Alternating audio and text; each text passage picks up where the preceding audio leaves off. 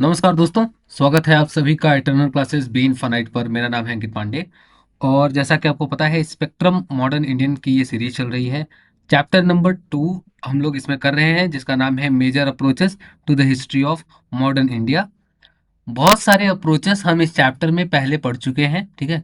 तो description box में link आपको मिल जाएगा, वहां से आप देख सकते हैं। आज जो हम पढ़ने वाले हैं वो है लिबरल और न्यू लिबरल अप्रोच, ठीक है। ये क्या है, थोड़ा सा इसको ना शॉर्ट में पहले समझ लेते हैं, फिर बाकी जो लिखा हुआ है वो तो पढ़ेंगे ही।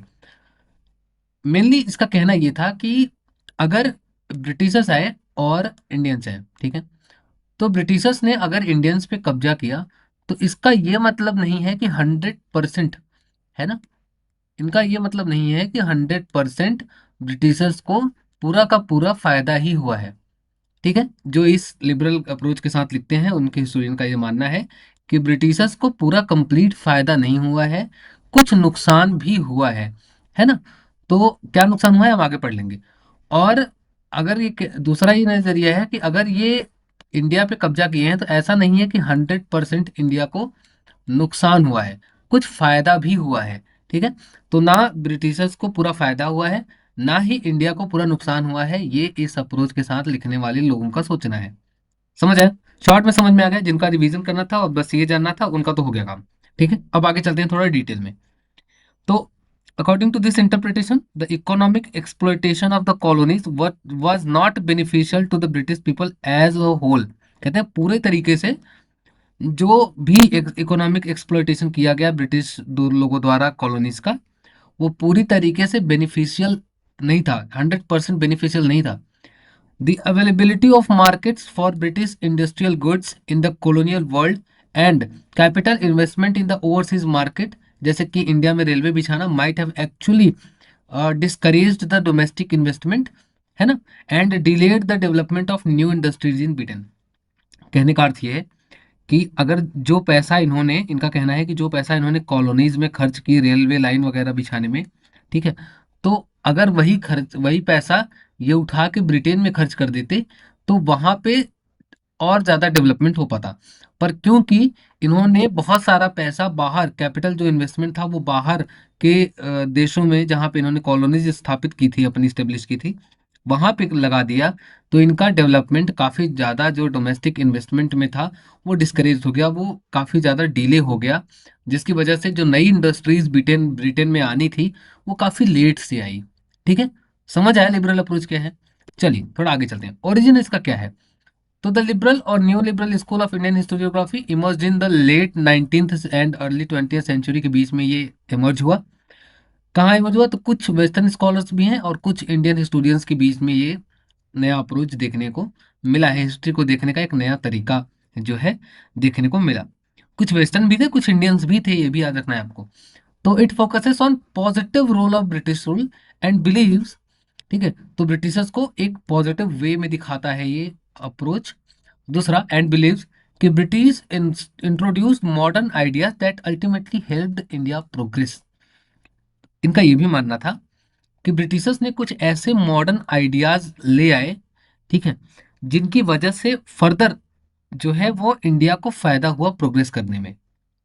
समझ आया? ऐसे ही नियो लिबरल क्या है, नियो लिबरल में थोड़ा सा अपडेटेड और मॉडर्नाइज वर्जन है अर्लियर जो पुराना लिबरल व्यू था। इसके साथ ये क्या करते हैं, थोड़ा सा जोर ज्यादा देते हैं इकोनॉमिक और इंस्टीट्यूशनल एस्पेक्ट्स पे, थोड़ा सा इकोनॉमी वगैरह पे फोकस करके बताते हैं नियो लिबरल अप्रोच के साथ जो लिखते हैं। या इसको कैम्ब्रिज स्कूल अप्रोच भी कहते हैं, हम लोग पढ़ चुके हैं कैम्ब्रिज स्कूल अप्रोच क्या होता है, ठीक है। तो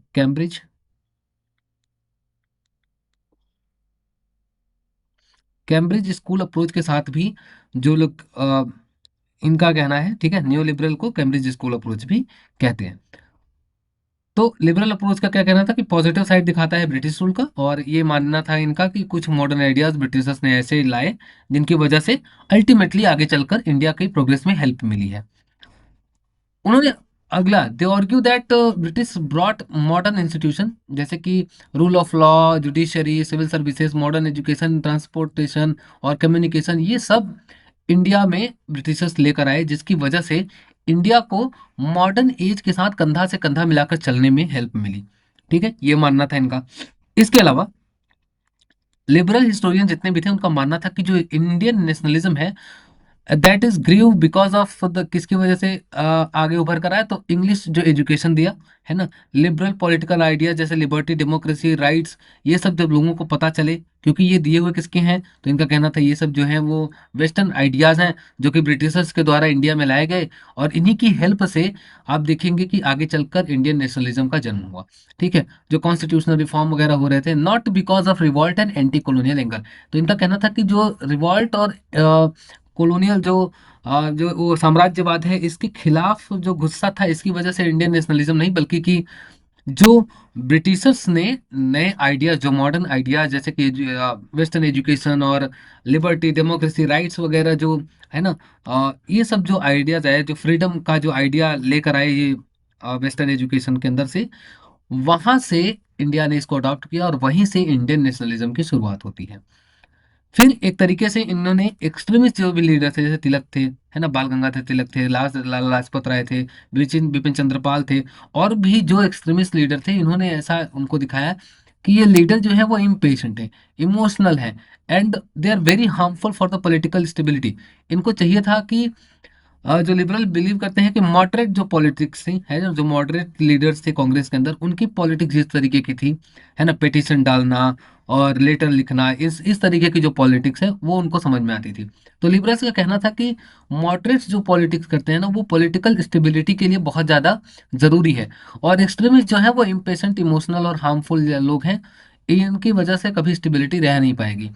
वो चाहते थे कि जो मॉडर्न जो मॉडरेट लोगों की पॉलिटिक्स है उसके साथ कोऑपरेशन हो, ब्रिटिश जो कि ब्रिटिश इनका बुरा नहीं चाहते। कुल मिला के इनका कहना था कि जो ब्रिटिशर्स हैं वो इंडिया का बुरा नहीं चाहते हैं। ठीक है, इनका कहना था कि जो हम लोग ले रहे हैं वो इंडस्ट्री, क्योंकि कॉलोनीज आप हमारे अंदर है तो हम आपको सिविलाइज्ड बनाने का काम करें। शुरुआत से इनका यही कहना था कि हम थोड़ा सा आपको एडवांस कर रहे हैं, थोड़ा वेस्ट के साथ जोड़ रहे हैं और आपको थोड़ा सा सिविलाइज करने की कोशिश कर रहे हैं।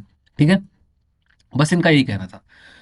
And they support gradual political change, not violent struggle. तो वायलेंट स्ट्रगल जो था, जो आ, आंदोलन होते थे, है ना, और हथियार के साथ जो आंदोलन होते थे, जो वायलेंट आंदोलन होते थे, जो संघर्ष होते थे, उनको ये सपोर्ट नहीं करते थे। इनका कहना था कि जो रिफॉर्म्स हुए 1861, 1892, मॉर्ले मिंटो रिफॉर्म्स 1909 वाला, और मॉन्टेग्यू चेस फॉर्म रिफॉर्म जो हुआ 1919 में, ये इन रिफॉर्म्स को बोलते थे कि हाँ चलो ये बहुत अच्छी चीज की जा रही है, जो इंडिया में ये सब सारी चीजें ले आ रही हैं। ठीक है, तो लिबरल अप्रोच कुछ इस तरीके की है। स्कॉलर्स आप देख सकते हैं, तो लिबरल के कुछ स्कॉलर मैंने लिख दिए हैं और न्यू लिबरल के भी कुछ लिख दिए हैं। आप अपने से भी कुछ के नाम और उनके वर्क्स आप मुझे ढूंढ के कमेंट बॉक्स में जरूर बताइएगा। तो JR सीले की किताब है द एक्सपेंशन ऑफ इंग्लैंड 1883।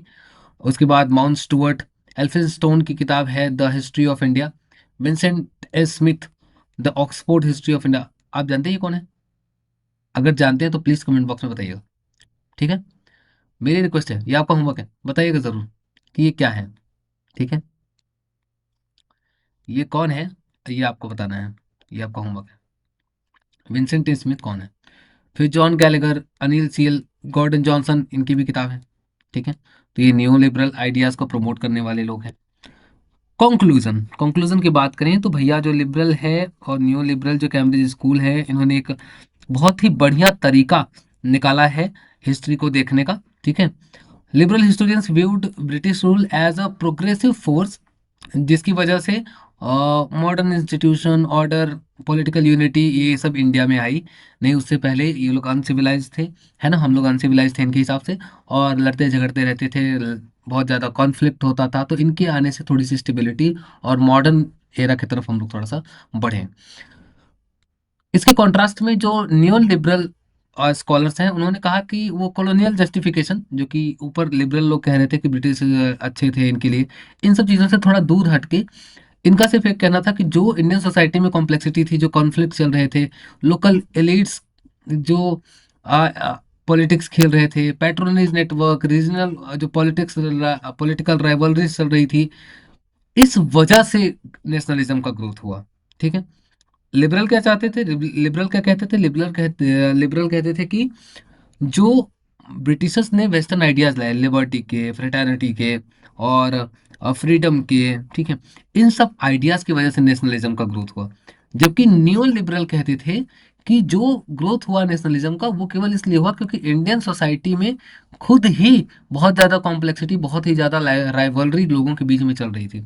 इनके जो एलीट लीडर्स हैं वो ब्रिटिशर्स द्वारा दिए गए फायदों का, चीज़ों का फायदा उठाने के लिए जो उनको अ, मिल रहे थे व्यवस्थाएं, जो उनको बदले में चीज़ें मिल रही थी, रिवॉर्ड्स मिल रहे थे, उनका फायदा उठाने के लिए बस ये पॉलिटिकल एक कॉन्फ्लिक्ट था। बल्कि नेशनलिज्म और किसी चीज़ से एक्सप्लॉयटेशन, जो इकोनॉमिक एक्सप्लॉयटेशन था उसका हिस्सा नहीं था। टुगेदर अगर बात करें तो this perspective underscore that the Indian history can not be solely through the nationalist and colonial narrative. केवल इस तरीके से नहीं सोच सकते कि हाँ कुछ भारतीय थे और कुछ कॉलोनियल थे। It must be seen as a multi layer process involving collaboration, conflict और negotiation among the various social political groups. ठीक है। तो अगर आपको इंडियन हिस्ट्री समझना है तो वो एक मल्टी लेयर प्रोसेस है जिसके अंदर कोलेबोरेशन, कॉन्फ्लिक्ट और नेगोशिएशन है, जो कि अलग अलग पॉलिटिकल ग्रुप्स के बीच में होती हैं। ठीक है। While this approaches have criticised for down playing the mass movement, है ना, कई सारे मास मूवमेंट का इन्होंने इग्नोर कर दिया, जैसे उनको तरफ ध्यान ही नहीं दिया, है ना। इतने बड़े बड़े रिबेलियन हुए, इतने बड़े बड़े मूवमेंट हुए, उन सबको इन्होंने हटा दिया।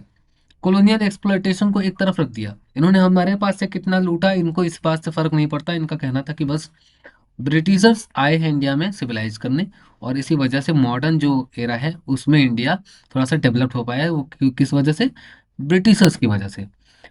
They nevertheless provide valuable insights into the realities of political power, elite agency, and regional dynamics of the modern India। थोड़ा सा एक चीज इन्होंने दिया है कि जो उस वक्त की जो रियलिटी थी पावर, पॉलिटिकल पावर वगैरह की, एलिट जो लोग रहते थे उनका जो पॉलिटिक्स था उसके बारे में, थोड़ी सी रीजनल डायनेमिक्स में, जो मॉडर्न इंडिया में रीजनल डायनेमिक्स थी उसके बारे में भी थोड़ी जानकारी देते हैं। पर ओवरऑल अगर बात करें तो ये केवल और केवल ब्रिटिश को प्रेज करने में लगे रहते हैं, है ना, उनकी तारीफ करने में लगे हुए थे कि इंडिया में जो लड़ाई हुई उसमें ब्रिटिशर्स का योगदान नहीं था। कभी ये कहते थे कि ब्रिटिशर्स ने जो मॉडर्न चीज़ें हैं वो इंडिया को दी, तो बहुत सारा चीज़ें इंडिया में ब्रिटिश लेकर आए, उनको सिविलाइज करने के लिए ये सारी चीज़ें की जा रही थी। वहीं नियो लिबरल का कहना था कि तो ब्रिटिशर्स का तो कोई रोल ही नहीं था इस एक्सप्लॉयटेशन में, ये सारे का सारा जो था वो इंडियन पॉलिटिक्स जो अंदर चल रहा था उनके गेम, इन सब चीज़ों का हिस्सा था। तो अगर आपको लिबरल अच्छे से समझ में आ गया हो, न्यू लिबरल अच्छे से समझ में आ गया हो, then thank you so much. And for the PDF Telegram पे चले जाइए, वहाँ सर्च करिएगा इसी बी इन्फानाइट, ये सर्च कर लीजिएगा, INFINITE। तो इसी बी इन्फानाइट सर्च करेंगे, वहाँ आपको पीडीएफ मिल जाएगा, है ना। डिस्क्रिप्शन बॉक्स में पूरी प्लेलिस्ट है ना, टेलीग्राम का लिंक भी है, वहाँ से आपको मिल जाएगा। Thank you so much. आगे फिर एक नए अप्रोच के साथ मैं आपको मिलूंगा नेक्स्ट वीडियो में। Very thank you so much.